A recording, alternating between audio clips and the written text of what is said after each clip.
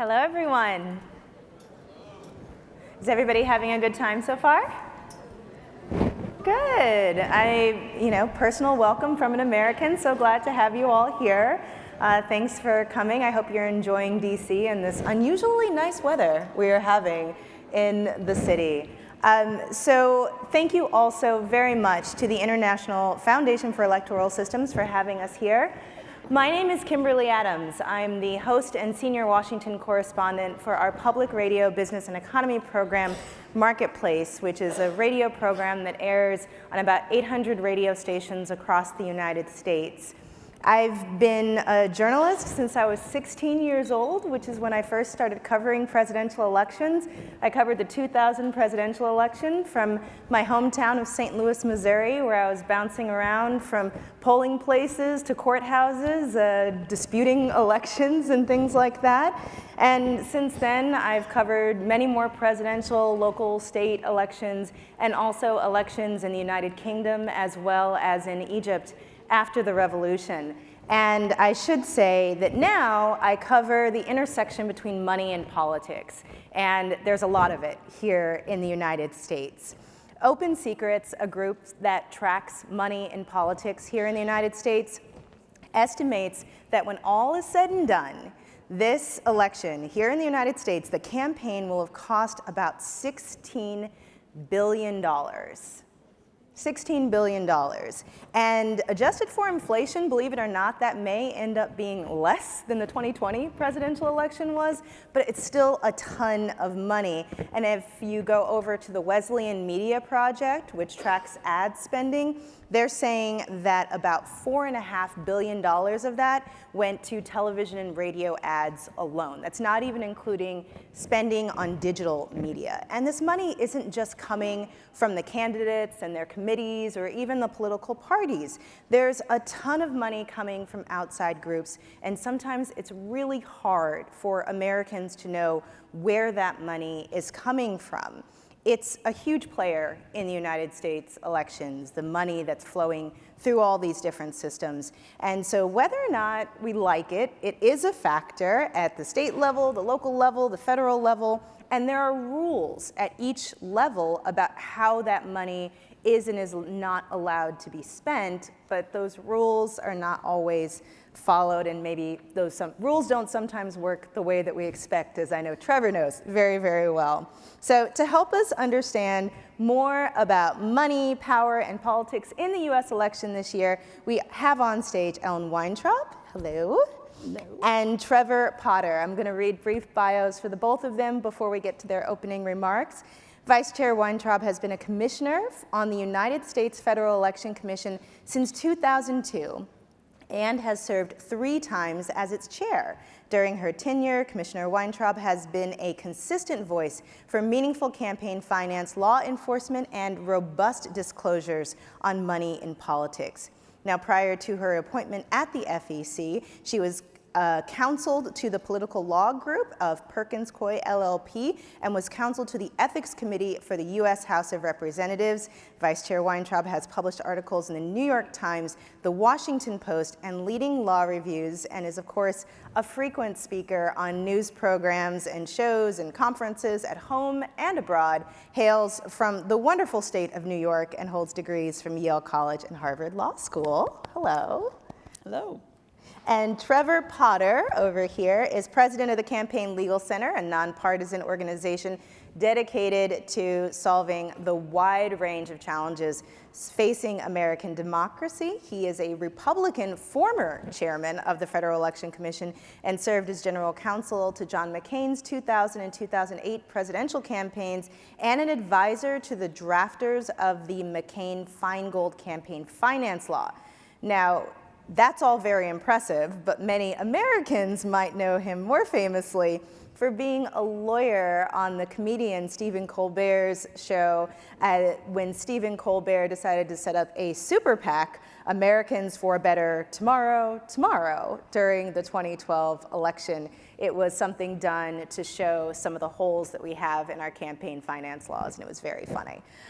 In recent years, Trevor has led the CLC as it has grown to meet significant challenges to American democracy Under Trevor's leadership, CLC has emerged as a strong and effective advocate for transparency in election spending, fair voting maps, ethics in government, and Americans' freedom to vote, as well as preserving the integrity of our electoral process. Now, we are going to have opening statements from both of our guests here. They have so many interesting points and their work is so well-rounded. But I do want to point out that after this, I'm going to ask them a couple of questions, but this is really all about you all. So if you have questions for either one of them, you're welcome to submit those through your conference app, the HOVA app. I've got it up here, and we will get to as many of those questions as we can. Commissioner. Thank you. Thank you so much, and it's a pleasure to be here. Delighted to see you all, and I'm very impressed that here we are at 4:20, and you're still sitting here smiling, so good for you. I am, as Kimberly said, with the Federal Election Commission. It is an unusual electoral body in that, unlike pretty much any other election commission that you're probably familiar with, we don't actually run the elections. Elections in the United States are administered at the state and local level. The states write the laws and the localities administer them. At the federal level, what we do is we regulate money and politics. We are in charge of administering and enforcing the laws on money and politics, how the money is raised and spent, and most importantly, how it gets disclosed for all of the races for the House of Representatives, for the Senate, and importantly, for the presidency. So is that really enough to keep an entire federal agency busy? Well, as Kimberly said, there's quite a lot of money in politics out there. So yeah, there is. It's a small agency, but we have a lot to do with $16 billion projected to be raised and spent for this election. That's a lot to keep track of. But we do our best, and we have a great staff, and that's the most important thing. The FEC is a bipartisan body. We have 6 commissioners, and by law, no more can be from any one political party. Now, as you probably know, we're primarily a 2-party system here, and any of the major decisions of the agency have to be made on a 4-commissioner vote. So even if somebody were to leave early and we were missing a couple of commissioners, any major decisions still need to be made on a bipartisan basis because you can't get to 4 without a bipartisan vote.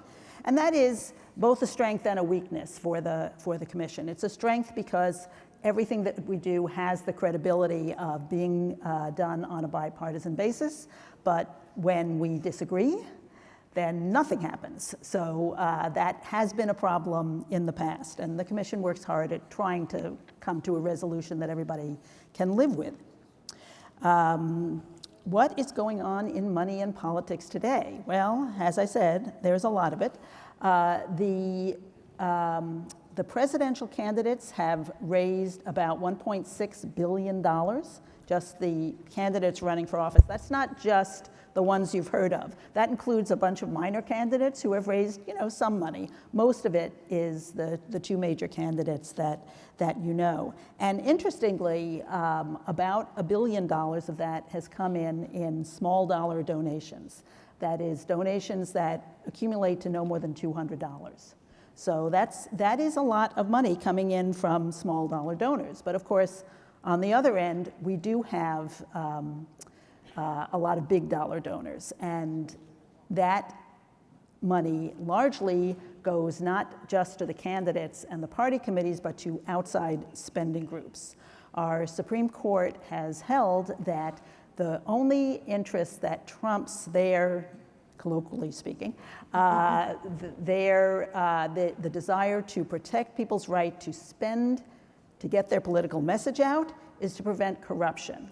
And if the money is going to an outside spending group, not going directly to candidates, they say that corruption interest is not there, and therefore there are no limits on the raising and spending of funds by these outside spending groups. And they do spend millions and millions of dollars.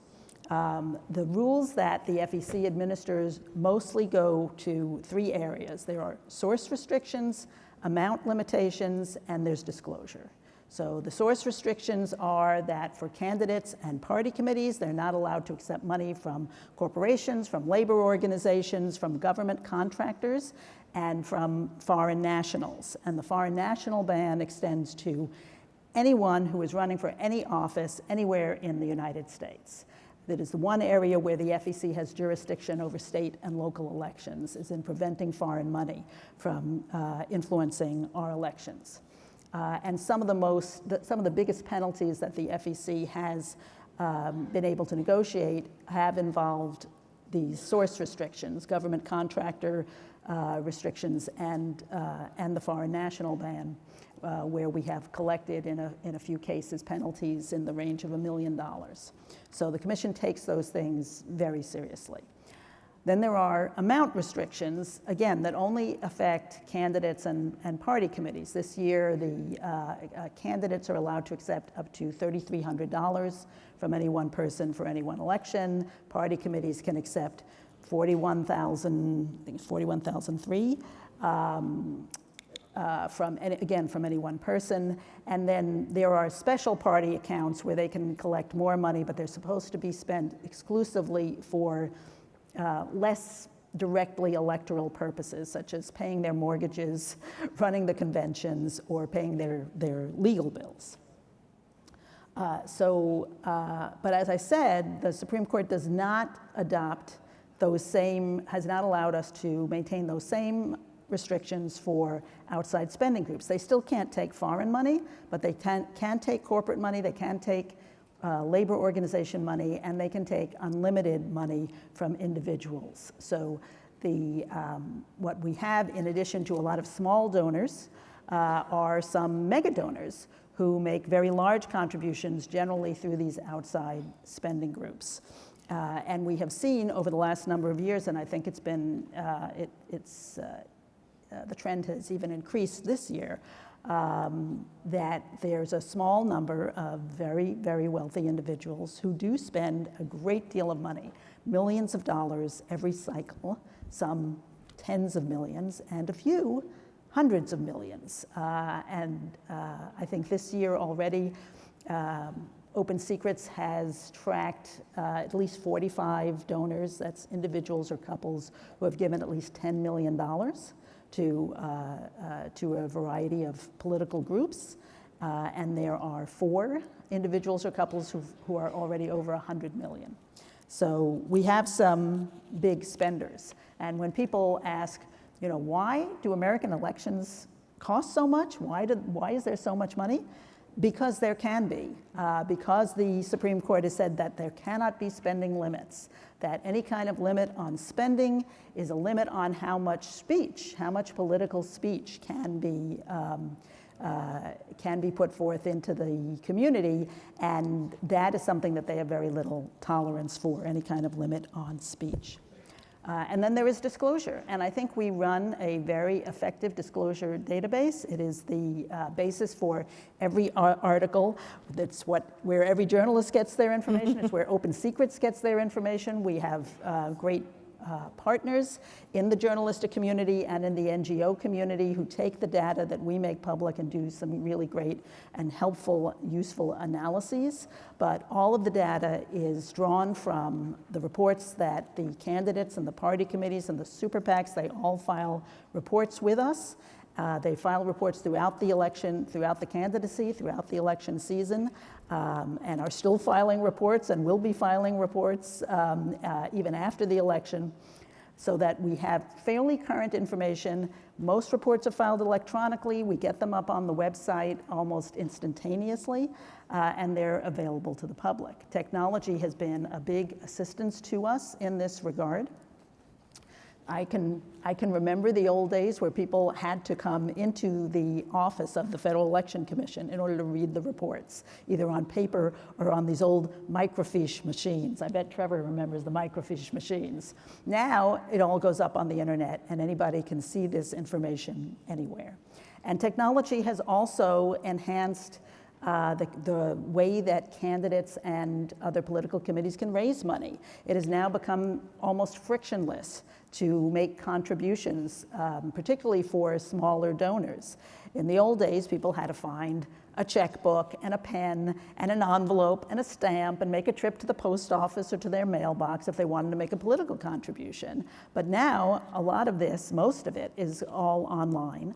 or by text message, and it becomes very easy for candidates to raise money from small dollar donors using this technology. You can ask for, and believe me, everyone in the United States has been deluged with text messages, emails, social media requests, whatever form of communication from every candidate and every party committee asking for $3, for $5, for $25.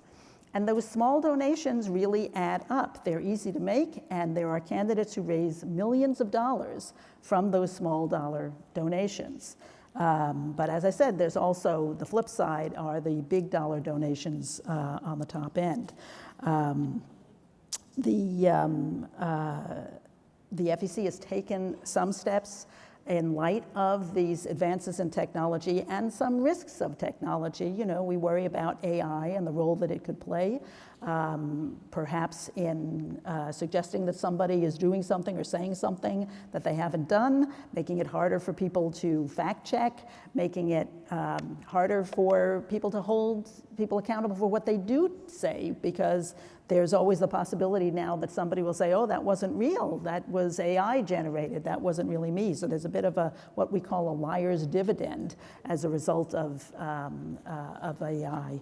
The commission has made it clear recently that our rules on fraudulent misrepresentation apply to AI, and we have enhanced our rules on disclaimers,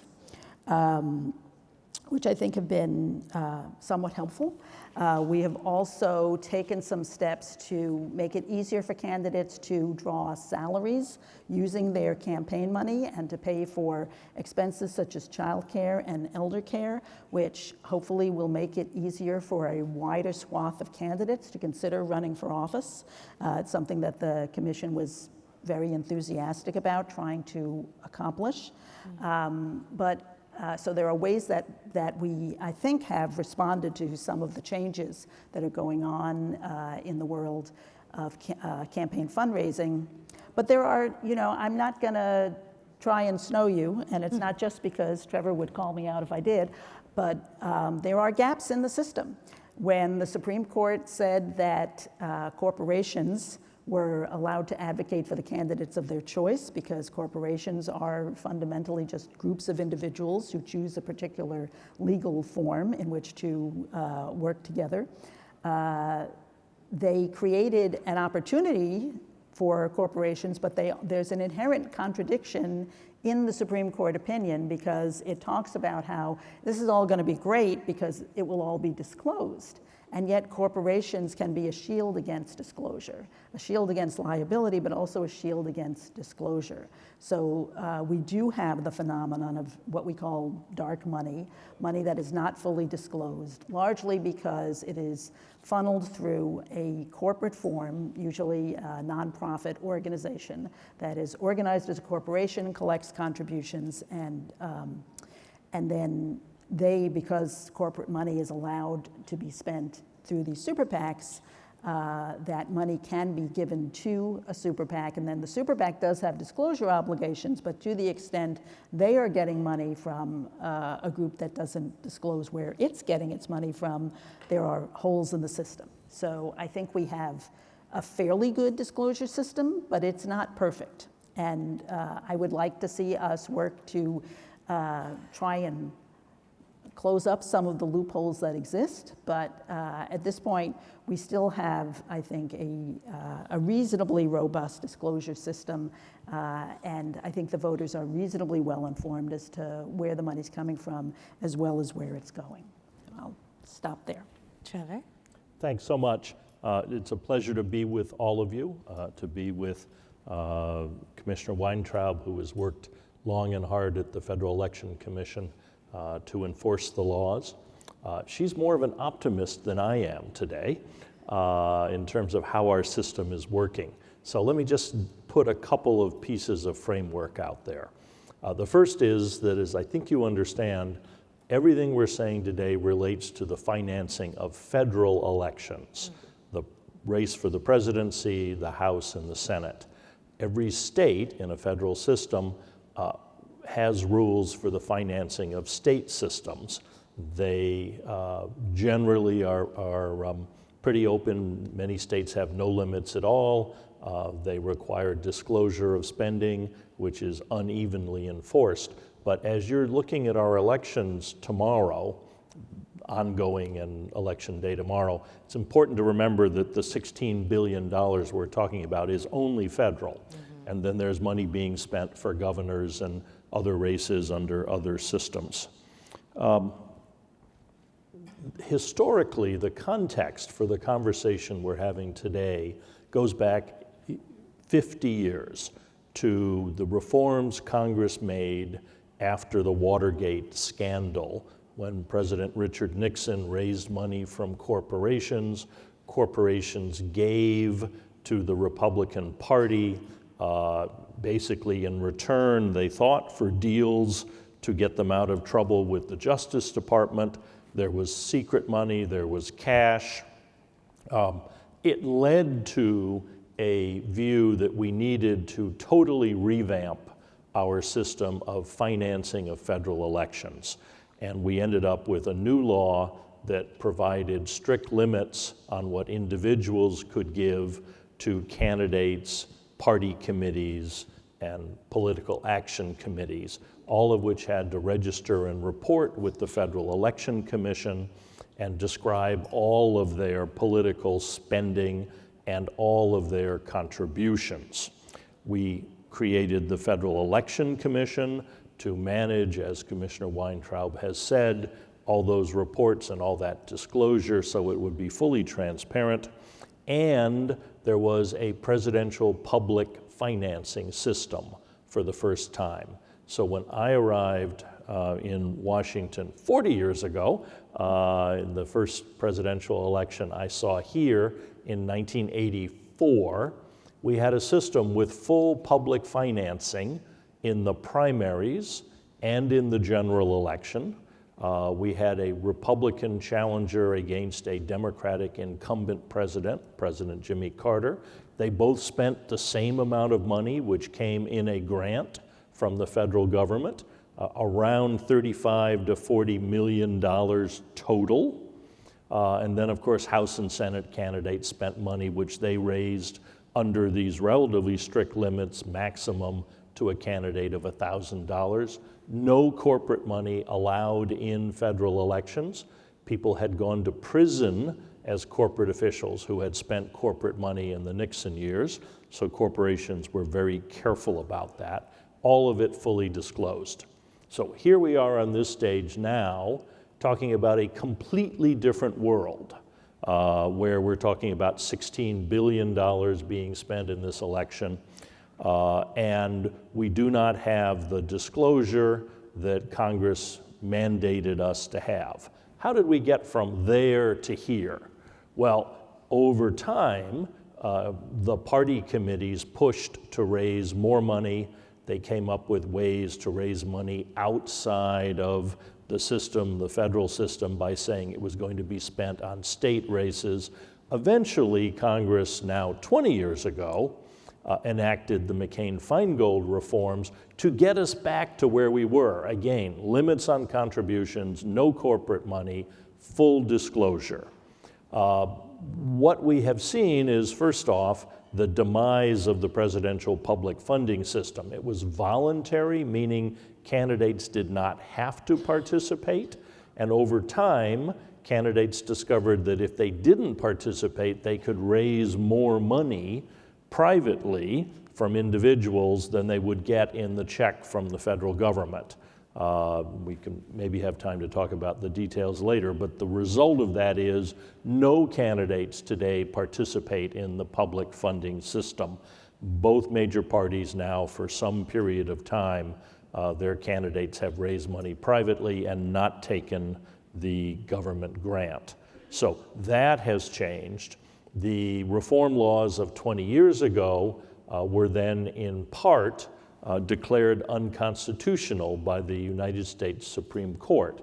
And one of our great problems regulating money in politics has been the changing view of the Supreme Court of what can be regulated by government, what the First Amendment allows in terms of free speech and allows in terms of government regulation. And the court started out after the Watergate reform saying, as Commissioner Weintraub noted, that you could limit what people gave to candidates and party committees, but you couldn't limit the total amount they spent, so that if a candidate had more donors than the other and raised more money, they could spend more money within the limits. Over time, so that was the first thing the court did. The second thing was to say, crucially, if money is spent by individuals independently of candidates, so if I give my $1,000 to a candidate and then I decide I want to go out and on my own, independent of the candidate, take out an advertisement that costs $10,000, I have a right to do that, said the court. That is my free speech right, as long as it's wholly independent of the candidate and the parties. So you had this avenue for what came to be called independent spending that went around the contribution limits. Then, about 10 years later, the Supreme Court, a new Supreme Court, different justices, decided that the First Amendment gave the same free speech rights and independent rights to corporations, which was a pretty revolutionary idea for us. We'd been restricting corporate spending for most of the 20th century.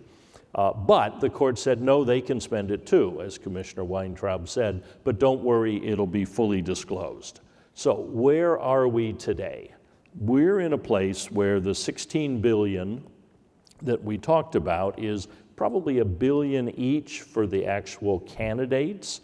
They're raising it within still relatively strict limits, $3,300 from an individual. But that's not the real money. That's only 2 of the $16 billion. That $16 billion includes what House and Senate candidates are raising within limits, what the parties are raising and spending within limits, and to some extent they can coordinate all that spending with candidates. But the big chunk out there is this new independent spending, which has grown and grown and grown.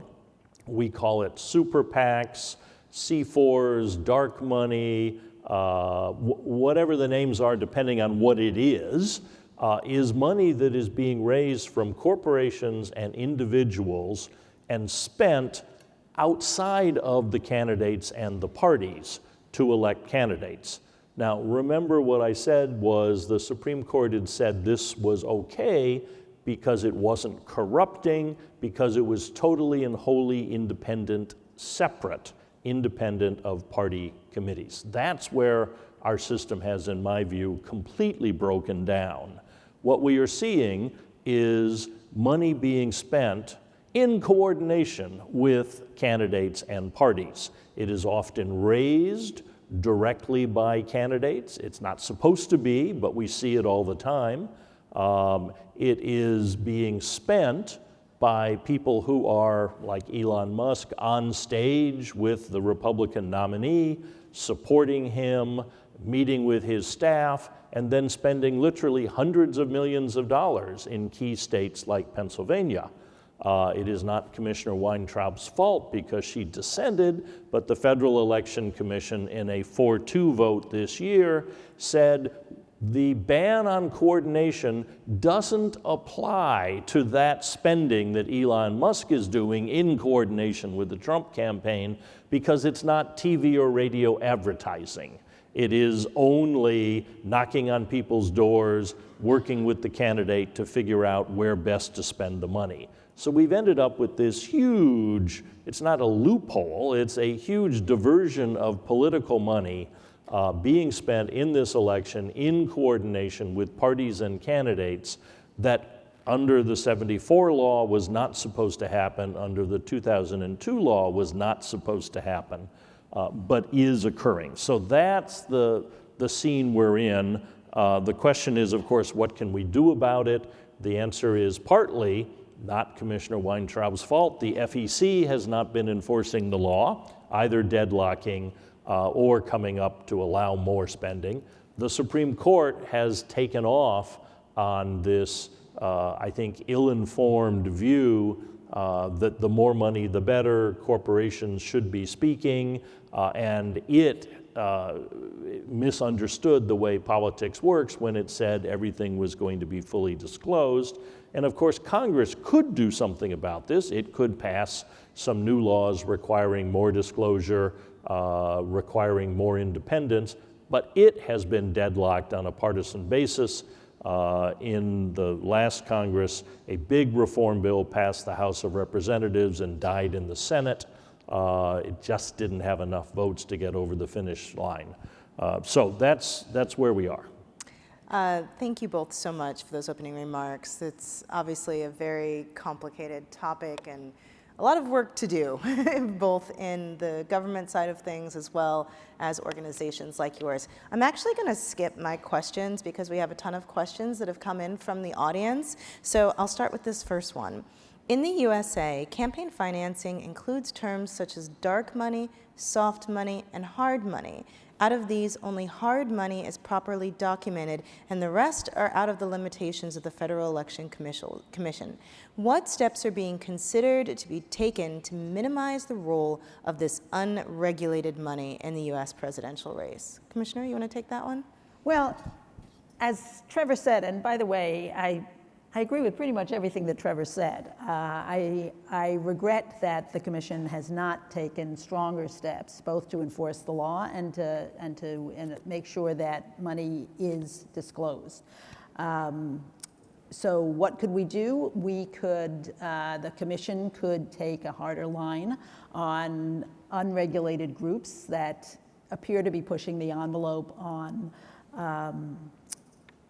whether they are actually organized for the purpose of influencing an election, which would mean that they would have to disclose all of their finances to the FEC. We could have stronger laws on coordination. I completely agree with Trevor. I regret, there have been many steps along the way where I think the Commission could have taken a stronger line, and the Congress could have also. There have been times when it looked like Congress might respond, but they didn't. I think it's a very unfortunate development that campaign finance has become a very partisan issue. Like many other issues, campaign finance has become very partisan. And there used to be at least a consensus about disclosure, but we're not even seeing that anymore. So when one party really takes a very strong stand that it's not a good thing to regulate money in politics, and the other party thinks, well, we need to have some kind of regulation of money in politics, it's a very hard prospect to try and get some good laws passed in that regard. But it's not that people don't know what needs to be done. The laws have been drafted. We know what we need to do to close down some of these gaps. But the political will just hasn't been there. Unless you have something to add, I'll move on to the next question.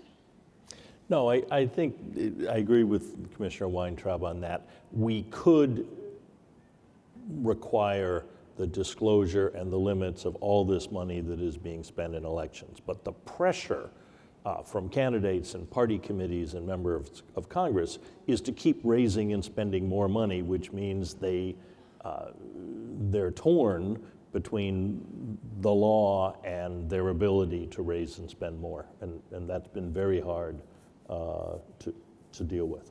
And we should say that members of Congress, as well as candidates for even higher office, are often put under a lot of pressure by their own parties to be in a constant state of fundraising, not just for themselves, but for other members of their party, because they can share those monetary resources. Another question here, and I'll give this one to you, Mr. Potter. To which extent do money donations from other countries affect the integrity of election and the foreign policy in the United States? Well, federal law prohibits someone who is not a U.S. citizen from spending money in U.S. elections. So a foreign government or foreign corporations cannot give money to candidates or party committees. And if they try to give money secretly to some of these independent expenditure groups, that is likely illegal as well if it is then used for federal elections. Of course, the word secretly is the problem there. If it is given secretly, will anyone know about it and be able to enforce the law? But the FEC has been pretty vigorous when it has come to the Commission's attention in enforcing that law, which applies not only to federal elections, but to state and local. I think where we're seeing foreign money is in social media, through the internet, and in ways that is almost impossible to control because it's not given to a candidate or a party committee and put in their account. It is being spent on, whether it's X or YouTube videos or the range of social media being spent outside of this country. Very hard to know how much of it there is and to track it. The US government this year has repeatedly closed down literally hundreds of websites which it has determined are initiated by Russian entities and are out there attempting to talk to voters in the US election and create chaos in our system.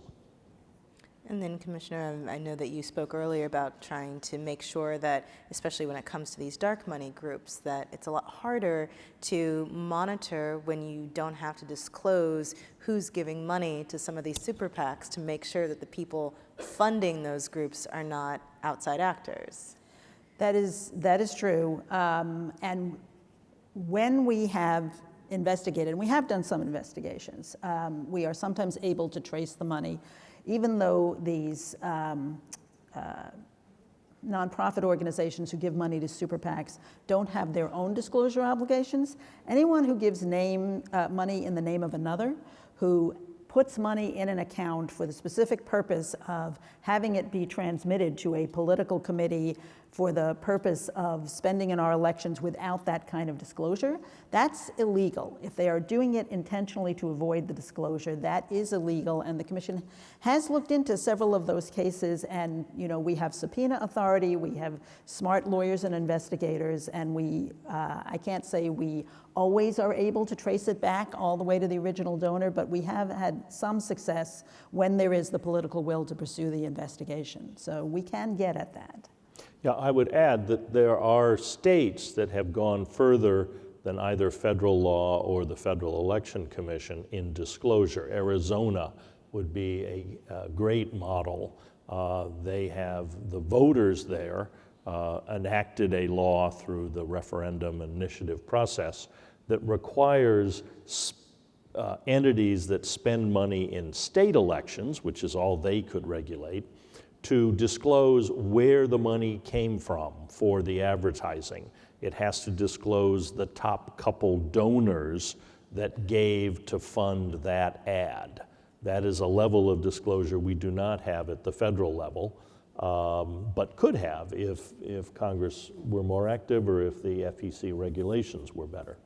Commissioner, a question for you. What are the biggest challenges the FEC has faced in recent years enforcing campaign finance regulations? Well, I think we have a divide on the Commission in terms of how vigorously different commissioners want to enforce those laws. And as I said, we need 4 votes. 6 commissioners, we need to find 4 votes to start every single investigation. We have a great staff of lawyers. Anybody can file a complaint with the FEC, and our lawyers will analyze it and present a recommendation to the Commission as to whether they think we ought to investigate it.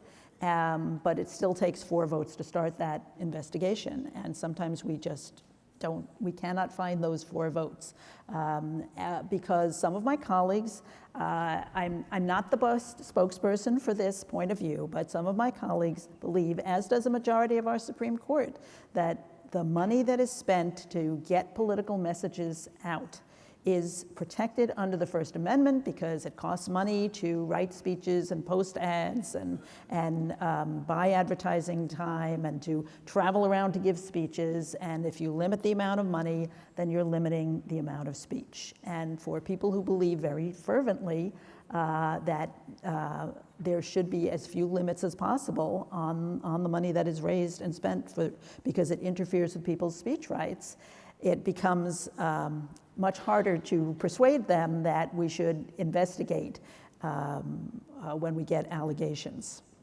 So I had an NGO that files complaints with the commission. Non-governmental organization, When the commission deadlocks 3-3 and decides not to open an investigation, even though we have presented evidence of what we think is a clear violation of federal election law, we're sort of stuck. We have under the law the ability to go to court and sue the commission and convince a judge that they should have done something, but that's a very hard route to go. If they open an investigation, they gather evidence, and then they don't have 4 votes to proceed and find a violation, again, we can go to court and sue them. Sometimes we win, but the commission is not set up to deal with these 3-3 ties. And so what Commissioner Weintraub spoke of here is, again, not an argument about can you spend money. We know you can under the First Amendment. It is, does it have to be fully disclosed, which the court has said, yes, it does, but it doesn't happen. Or does it have to be wholly independent of candidates and parties? Because otherwise the law would limit it. And those are the issues where the commission ends up deadlocking. So it becomes something of a philosophical battle where 3 commissioners are able basically to prevent the enforcement of the laws that Congress has passed, even though we're talking about parts that the courts have upheld. We're almost out of time, but I'll try to get a couple more in. Mr. Potter, I'll ask you, do Americans believe that money has a huge influence in politics? And if so, what are some of the potential consequences for democracy? Yeah, again, going back to 50 years to the Watergate years, what it was clear Americans felt was that big contributions were affecting the way government behaved. And there was evidence that was true. People gave money seeking specific actions from government. And the Supreme Court at that time said, this is pretty obvious. People are concerned that large contributions are buying something more than anyone else is able to get. And whether that is accurate or just the perception, it's a problem, and therefore the government can regulate that. I don't think human nature has changed in those intervening years. People still look at Elon Musk spending, hundreds of millions of dollars for the candidate he's on stage with and say, what does he want? He's got all these government contracts.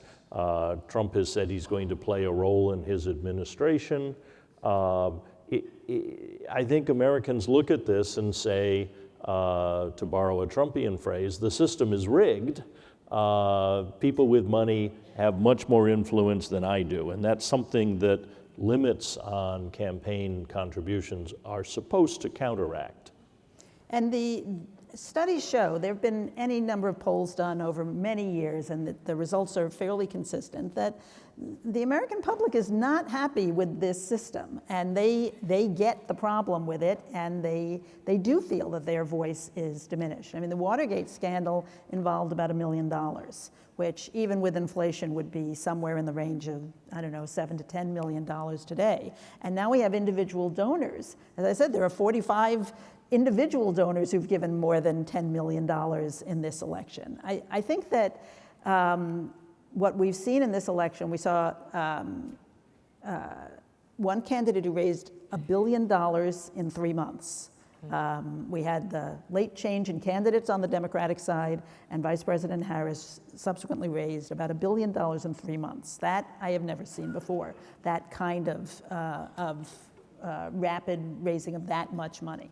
And then on the other side, as Trevor said, we've got literally the richest man in the world who has the deepest pockets imaginable and owns his own social media platform. Not that we haven't seen media moguls go to bat for candidates before, but this seems to be at a level that we have not seen before, and I think it really puts a lot of strain on the premises of the Supreme Court that there should be no limits on spending, that everyone has the right to spend as much money as they have, given that some people really have quite a lot more money than others. Indeed, and we could continue talking about this for hours, but I know we have another panel coming up, so thank you everyone who submitted questions. Thank you to IFES for hosting us. Thank you Commissioner Weintraub as well as Trevor Potter. And next up, there's another panel coming up about engaging people and youth in particular in politics, looking at some U.S. voter education campaigns. I hope you all will stick around for that. Thank you all so much for your attention. Thank you.